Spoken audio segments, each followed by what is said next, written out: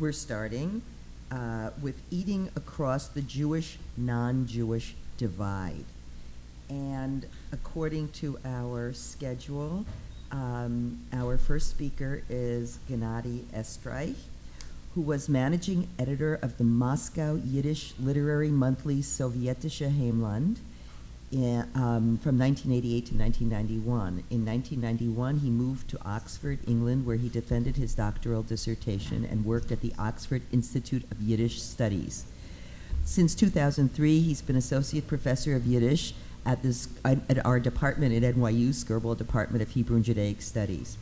His monographs include Soviet Yiddish, Language Planning and Linguistic Development, In Harness, Yiddish Writers' Romance with Communism, Yiddish in the Cold War, and he has co-edited a dozen academic volumes, including recently with Hasia Diner, 1929, Mapping the Jewish World. So I turn this over to Gennady Estraikh.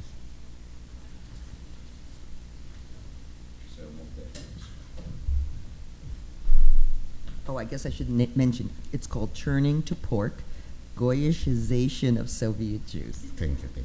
So, first of all, thank you very much for inviting me to this absolutely remarkable place here. I couldn't imagine how remarkable the place is here. So I'll start my paper quoting. It's quite a long quote from a book by Anna Sternsis, and the book is called Soviet and Kosher, Jewish Popular Culture in the Soviet Union. And this book, a significant degree, is based on oral history, on interviews. So Anna traveled to various places, and this is a quote, a result of her, or one of the results of her journey to Germany, to Berlin.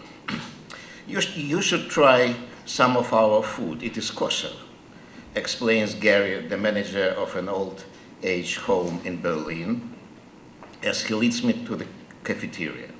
Every day its residents, most of whom are Jews from the former Soviet Union, gather here for lunch. I sit next to an elderly gentleman, Grigory. He looks at me and says, "When I was a little boy, I ate real kosher meat, not like this.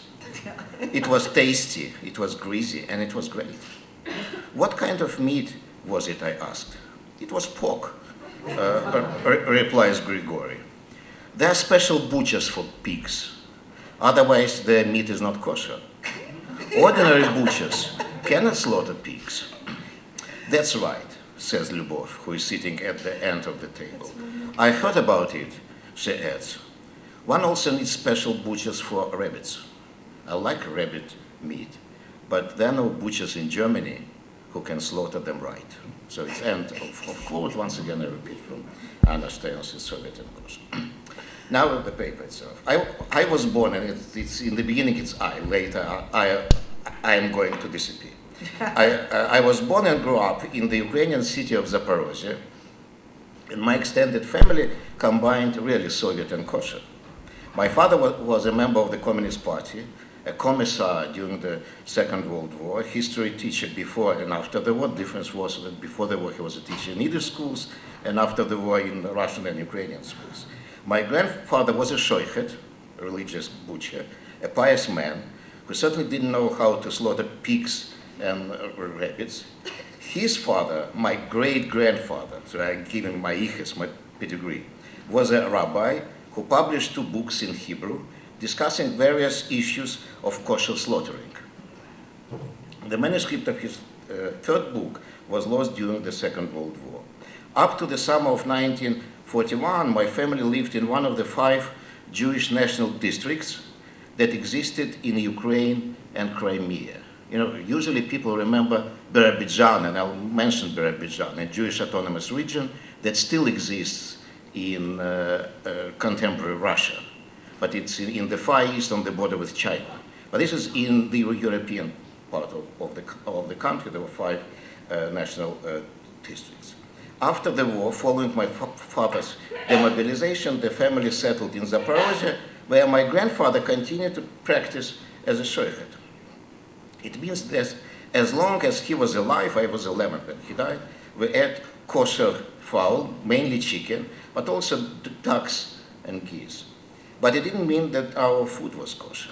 My grandmother kept kosher, and my mother did the same for them, for parents. But all other members of the family mixed milchiks and fleischiks, dairy and meat products, and pork also increasingly became part of our diet. Interestingly, my mother preserved some red lines uncrossed. We didn't have on our table rabbits, game, and seafood. And to be honest, I inherited it. I still hardly eat it. In fact, mother cooked such things several times. For instance, when our neighbor hunter brought us wild pigeons, but she wouldn't eat it herself. Now, it's interesting you mentioned these crab cakes and caddies, and I have a similar example. The change of the main ingredient in the recipe of the so-called Jewish lard illustrates the transition from kosher to pork. Lard, or pig fat, plays an important role in the Ukrainian cuisine. People eat it, traditionally with various kinds of black bread and with onion. It is also considered to be an excellent zakuson. It is a Russian and Ukrainian term which is often used to describe the things you eat between the shots, or things you eat with your vodka. Some of contemporary Russian TV advertisements of vodka use this combination. Jewish farmers and dwellers of the Jewish national districts for farmers created an answer to the Ukrainian lard, similar to this creating of kaddies. They would take sheep lard, boil it until readiness, then spice it with black pepper, garlic, salt, and bay leaves, and place it for a couple of days under a heavy iron or some other heavy things. My sister, who is 14 years older than me, remembers the sheep lard period in our family history of the Jewish lard. In my memory, the Jewish lard was made using pig lard with strips of ham. So it was a transition. For many years before I heard about the initial recipe of the Jewish lard, I was sure that it was garlic that made the lard Jewish. The drive for dekosherization of the Jewish cuisine began after the Bolshevik Revolution and had two main objectives. First, dekosherization helped liquidate an important barrier between the Jewish and the Slavic contingents of the Soviet population. Soviet propaganda tried to show that observance of Judaism was an obstacle to the peaceful coexistence between different nationalities, let alone that a non-denominational cuisine simplified catering in the army, children's and youth camps, factory canteens. Second, kosher meat production formed an important source of income, but this is very important, for religious communities. The Soviet authorities didn't want to tolerate it. In the 1920s and 1930s, it would allow kosher slaughtering if the Jewish butchers were united into co-ops, paying taxes to the state rather than to the religious community. Last year, an excellent book came out by Elisa Ben-Parad about becoming Soviet or something like this. And it describes this process of kosher in Soviet environment before the Second World War. In addition, rationality was one of the obsessions of Soviet ideologists. Pig breeding was seen as an effective way of solving food problems. In fact, it is known that, and Glenn Diner, for example, writes in his book about this, that as early as the 16th century, some Jewish owners of tavern in Poland raised pigs, which could be fed from byproducts of these taverns. Yes, so they wouldn't eat pork, but it was a problem actually for rabbis how to treat it, Jews as pig breeders. In the Soviet Union, pig breeding became an important issue when thousands of former shtetl dwellers became farmers, which was part of the campaign aimed at making Jews productive. Ironically, the American Jewish Joint Distribution Committee, the principal foreign sponsor of the Soviet Jewish productivization, contributed to the pig farming by supplying the settlers with piglets of the Yorkshire breed. I have no idea what it means, Yorkshire breed, but it's every time in the paper this Yorkshire breed was somehow remarkable. Soviet Yiddish literature gives positive examples of Jewish settlers' transformation. In 1928, the Soviet writer Abraham Kahan, the short story A Pig, was published as a separate pamphlet. Its protagonist is called Yoilik, he is 55, and he recently moved from the shtetl to a Jewish village. And the local department of this American Jewish Distribution Committee allots him a pig. This happens, of course, on the eve of Yom Kippur, and the next day Yoilik fasts and prays together with other elderly men, while women and younger villagers continue to be involved in the agricultural process. It's very interesting that men were seen as an obstacle, and women and children, of course, were very Soviet and progressive. Still, he knows that the animal is hungry because his wife, though she's progressive, still doesn't want to pay any attention to this present piglet, regarding it as fundamentally wrong to keep a pig in a Jewish household. When Yolik comes home after nightfall on the day of Yom Kippur, he first feeds the pig, and his wife eventually relents, accepting her husband's arguments. So it becomes peaceful. Tzodek Dolgopolsky, a prolific Minsk-based author, argued in one of his poems, I'll allow myself to quote 4 lines in Yiddish and to translate. Chazerim bei uns ist ein Problem, Chazerim besonders Yorkshire Gebiet, das Wort ist ein eingeführt erst vor der Jahren. And I translated. Pigs represent for us a new problem. Pigs, particularly the Yorkshire breed, once again, is a new word introduced only last year. And Dolgopolsky was right. Yiddish didn't excel in pig-related terminology. And I write in one of my research how it was important to create a sort of a language planning effort to describe, for example, a pig producing piglets. So to call this pig lady as Hazelmutter or Mutterhazel. So 2 takes of this challenge. How to describe the process of delivering a piglet. It was, I don't want to overdo with Yiddish here, but it was really an interesting thing. Yeah. In general, it was part of an iconoclastic period of time because it was important to, that the language had to reflect the climate of the time. And the climate, for example, suggested new such events as Shabbosnik, Yom Kippurnik, or Pesachnik, meaning various counter activities on the days when a traditional Jew should rest and observe some other rules. And young communists would read and stage secularized version of the Passover Haggadah and invite their friends to their sons' Reuter Pri, so it read circumcision. That was not a circumcision, it was something, a ritual instead of the circumcision. While many synagogues were converted into clubs, theaters, gyms, or warehouses, the new Jewish villages, which generally stood out for their lack of religious life, didn't have any buildings devoted to worship. In Birobidzhan, that I mentioned before, in the far eastern corner of Russia, a synagogue was opened as late in 1947, almost 2 decades after the arrival of the first group of Jewish settlers. David Haid, a Russian Jewish prose writer, dedicated one of his short documentary stories to the miracle of Birobidzhan Jews' transformation.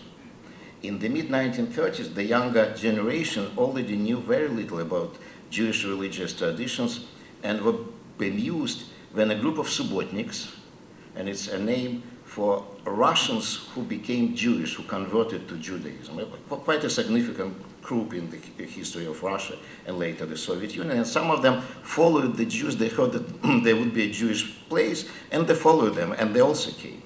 But they were really observant, and they were excellent, but on Saturday, they didn't want to be involved in anything, and Jews were surprised.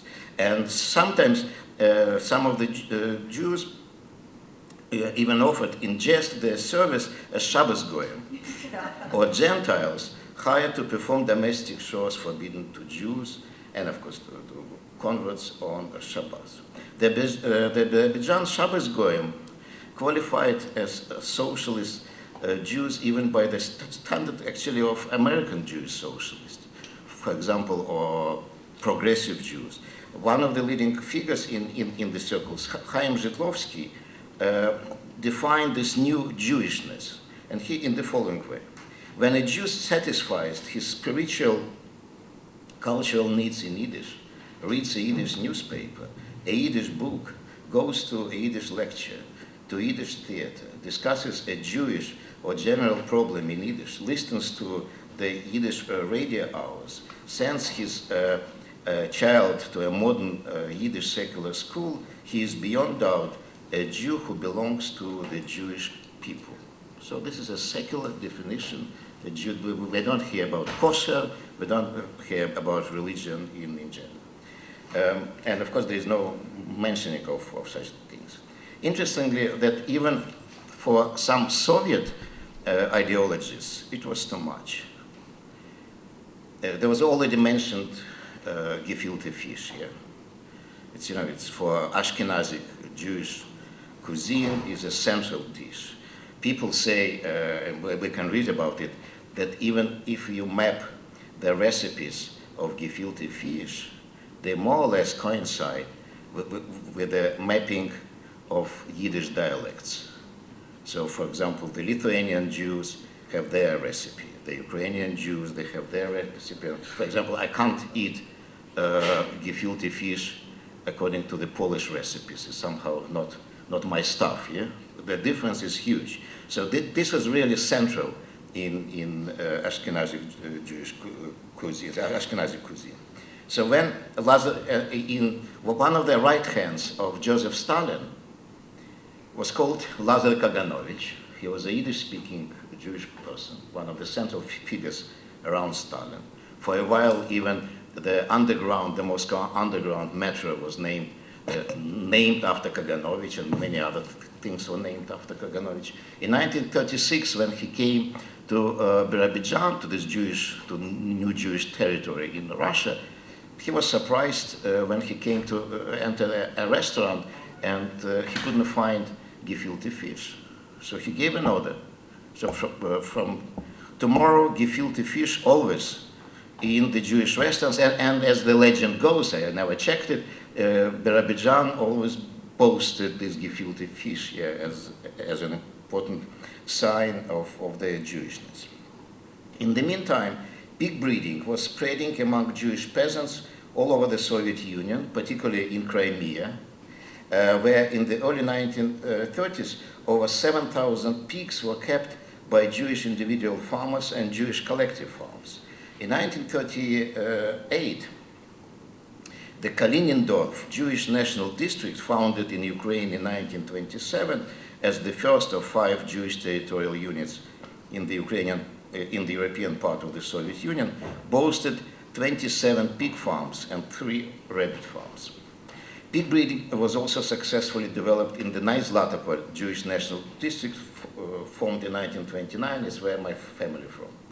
An agronomist called Dluyanov published a number of Yiddish pamphlets instructing how to operate with pigs and rabbits in Yiddish. So he had to develop the entire corpus of this terminology. It's very funny to read it. The Russian play The Frontier Guard, written by quite a significant Russian writer, Vladimir Belotsarkovsky, contains the following discourse between a kidnapped Red Army Jewish soldier, whose name is Kogan, and his interrogator, who has no name and just Captain. So it's a dialogue. Captain is asking, Jewish? Kogan is answering, yes, a Jew of the Soviet land. Captain, why this emphasizing? Is the Jew of our land land is any different? Maybe it's not different, but certainly it's different. Captain, how about pork? Do you eat it? Kogan, Ask my father. Captain, my father. Kogan answered, he's the best pig breeder in Birobidzhan. So this is one. Babe Kvitka was one of the most popular Soviet children's writers, whose poems in Russian and Ukrainian translations sold many millions of copies. He's still popular. He versified an image of Jewish swineherd and her pink and wine suckling pigs. In 1935, his poem Hazelach, Piglets, was published in Odessa in Yiddish, German, and Ukrainian. And into Ukrainian, it was translated by the head of the Ukrainian Soviet Writers Organization, Ivan Kulik, who in the reality was not Ivan, but Israel Kulik. And it was one of the most popular translations. No doubt, Kvitka's interest in this daring topic was part of the campaign fueled by ideological rather than purely economic reasons to introduce pig breeding among Jewish peasants. Pig breeding can be seen as a culmination of modernization advocated by Jewish radicals since the end of the 19th century, when some of them began to see farming communities of uncompromising atheists as way stations on East European Jews' journey to socialism. Incidentally, the Zionist youth also wanted to become pig breeders. In the 1920s, in Crimea, once again in Crimea, there were a few communes organized by Zionist pioneers, Chalutzim. The biggest of them was the commune named Tel Chai. Its name commemorated the founder of this Zionist pioneers movement, Joseph Trumpeldor, who met a tragic death while defending a settlement with the same name, Tel Chai, in 1920 in Palestine. In 1929, Israel Joshua Singer, the elder brother of the Nobel Prize-winning Yiddish writer Isaac Bashevis Singer, and a popular Yiddish writer in his own right, visited the Soviet Union. Tel Chai, in this case the Soviet Tel Chai, he wrote, was the best Crimean Jewish agricultural settlement he had seen. Singer was particularly impressed by this Tel Chai dwellers' achievements in pig breeding. Former member of the commune, we can read his memoirs.